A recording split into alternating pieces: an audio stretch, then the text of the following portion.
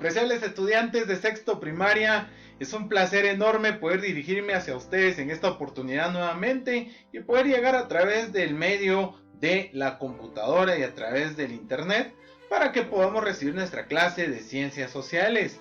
Así que por favor les invito a cada uno de ustedes a que puedan primero que nada acomodarse en un buen lugar y poder recibir su clase y poder prestar atención al tema que vamos a tratar en esta oportunidad. El tema lo vamos a encontrar en la página número 86 de su libro de texto.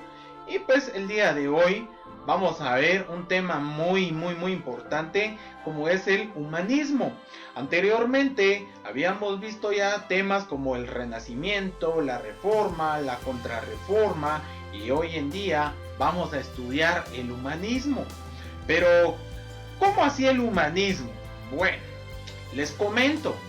El humanismo pues fue una corriente de pensamiento en la cual, veamos, esto pues fue una, pues como lo dice, ¿verdad? Una corriente de pensamiento, fue una línea de pensamiento que en esta época se tenía esta idea, vea, aceptaba la existencia de Dios, pero plantea que el ser humano está en un primer paso, cosa que usted y yo el día de hoy pues sabemos que no es así.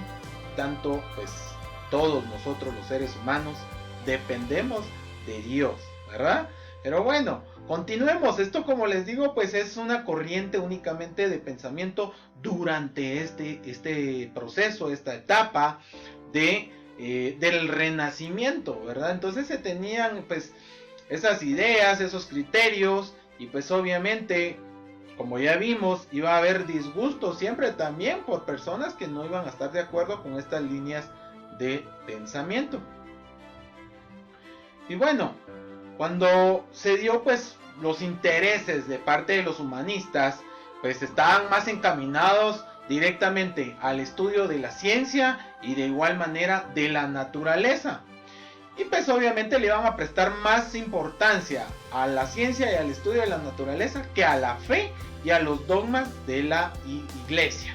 Cuando hablamos de dogma, vamos a referirnos directamente a un punto esencial de una religión, de una doctrina o de un sistema de pensamiento que se tiene por cierto y que no puede ponerse en duda dentro de su sistema.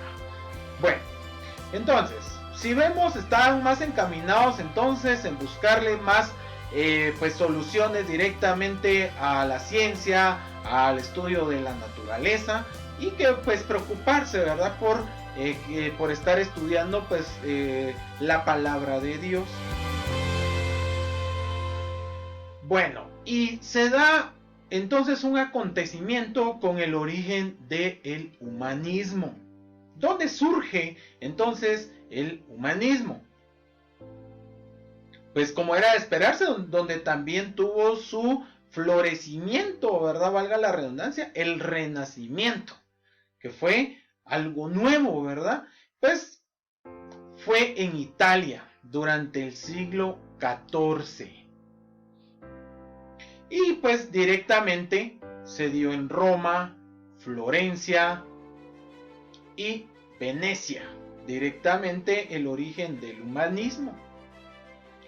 Y de acá se desprenden tres precursores del humanismo, o sea, tres personas que tenían sus líneas de pensamiento y sobre eso trabajaron, le impusieron a toda la población sus criterios, sus pensamientos, y entonces fueron muy reconocidos en esta época. Uno de ellos fue Dante de Alighieri, quien pues tiene una de sus obras fue la Divina Comedia. Francisco Petrarca, que también dentro de sus obras encontramos El Cancionero. Giovanni Boccaccio, que fue también otra de sus obras pues más irrelevantes, fue el Decameron. Estos tres precursores entonces fueron quienes impulsaron pues esta línea de pensamiento hacia pues la ciencia directamente, hacia la naturaleza, y obviamente, como les digo, pues están más encaminados al estudio en estas áreas que en la fe. Bueno, Ustedes ahí en su casa van a realizar este organizador gráfico que vamos a ir viendo en pantalla.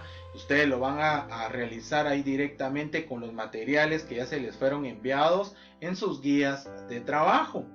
Y vamos a realizar entonces este organigrama respecto a las características del humanismo. Bueno, entonces veamos algo importante y cómo fue que se fue dando cada proceso del humanismo. Primero, pues se tenía la libertad de pensar más allá de cualquier creencia. Se da el interés por desarrollar la inteligencia, la ciencia, el análisis y la interpretación, ¿sí? Fueron todas las áreas de la ciencia, ¿verdad? Las donde ellos buscaban entonces cómo pues buscar mayor estudio.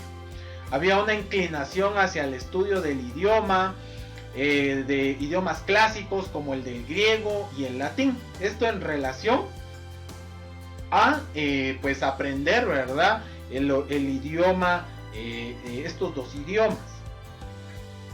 Bueno, después se da otro proceso también directamente en las características. Una de ellas pues fue el interés por recuperar las disciplinas que permitían el aprendizaje de la antigüedad clásica y la filosofía greco-romana, o sea, la griega y la romana. Buscaban cómo recuperar entonces esas líneas de pensamiento que se traían desde pues la edad pues antigua, ¿verdad? También se buscaba rescatar la fama, la gloria, el poder, el prestigio y pues como ambiciones que ennoblecen al ser humano. Ellos creían que con todo esto pues iban a llegar a ser grandes pensadores para que fueran reconocidos durante la historia, ¿verdad? También pues cambiaron el modelo de enseñanza porque dice que estaba regida por una educación centrada en la individualidad, ¿sí? Entonces, estas características fueron fundamentales para que siguiera creciendo directamente pues las líneas de pensamiento directas sobre el pensar del humano, ¿ya? Pues y obviamente aquí se iba a dar aquello de que yo puedo más, yo soy más que aquel, que aquella, entonces se iba a ir dando estas características, ¿verdad? Muy bien. De acá, de igual manera, tenemos que hablar al respecto de la invención de la imprenta. Cuando hablamos de invención, quiere decir, o sea, la creación, ¿ya? Cómo fue que fue creada pues esta herramienta que fue muy utilizada en esta época y hoy en día pues sigue siendo también muy importante el trabajo que desarrollan en estas máquinas. Pero vamos a hablar un poquito al respecto de la imprenta. Bueno, vean ustedes, el humanismo entró en su apogeo, ¿verdad? O sea, entró en su época con la invención, o sea, la creación de la imprenta en el año de 1450. La imprenta tuvo su origen en China. Veamos algo gracioso acá. Se empezó a utilizar en China, pero fue en Europa donde se desarrolló y tuvo grandes repercusiones a nivel tecnológico y didáctico, probablemente pues porque ya iban buscando cómo ir desarrollando pues estrategias de cómo ir mejorando algunas herramientas que les iban a ir funcionando a ellos para poder pues hacer grandes ejemplares, ¿verdad? Poder imprimir a grandes escalas todo cuanto documento ellos quisieran, ¿verdad? Bueno, ¿quién inventó la imprenta? Esta es una pregunta que probablemente ustedes ya tienen la respuesta ahí directamente. Pero antes de contestar quién fue quien inventó la imprenta, vamos a decir que, pues, aunque los romanos 400 años antes de Cristo, pues ya utilizaban lo que eran moldes de arcilla, y los chinos en el siglo pues 11 utilizaban piezas de porcelana para hacer reproducciones. En Europa, durante la Baja Edad Media, se utilizaban lo que era la xilografía. ¿Qué era la xilografía? Pues eran implementos directamente de madera, fíjense ustedes, que utilizaban para imprimir carteles y panfletos, como el que ustedes pueden observar en pantalla. Eran planchas de madera, ¿verdad? Donde plasmaban pues lo que eran los carteles y los panfletos. Muy bien, ahora sí, entonces, ¿Quién fue entonces quien inventó la imprenta? Pues fue este señor Johann Gutenberg, ¿sí? Él nació en Maguncia, Alemania, era alemán, era de origen alemán, y pues nació en el año de 1399 y falleció en el año de 1468. Gracias a este señor innovó el proceso de la imprenta, buscó cómo desarrollarla y cómo buscarle también que fuera productiva a las personas de la época. ¿Se dieron beneficios con la imprenta? Claro que sí, se dieron muchos beneficios. ¿Por qué? Veamos a continuación. ¿Mejoró la distribución de ejemplares impresos? Por supuesto. ¿Favoreció la difusión de los pensamientos y nuevas ideas que en ellos se podía expresar? ¿Verdad?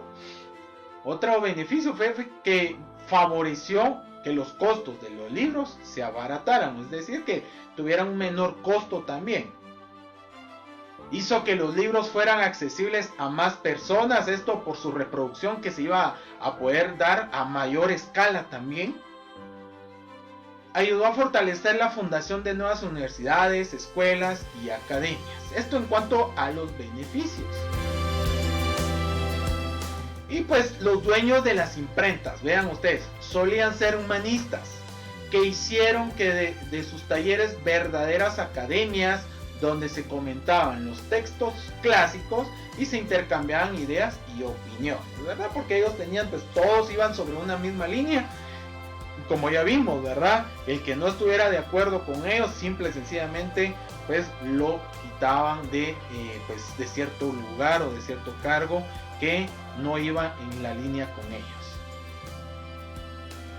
Bueno, chicos, y hasta el día de hoy, pues llegamos con nuestro tema. Es un tema muy importante y muy amplio poder hablarlo, pero esto pues sería todo directamente, y quiero concluir con el texto bíblico que encontramos en Juan 3:36, el cual dice de la siguiente manera: el que cree en el Hijo tiene vida eterna, pero el que rehúsa creer en el Hijo no verá la vida, sino que la ira de Dios está sobre él.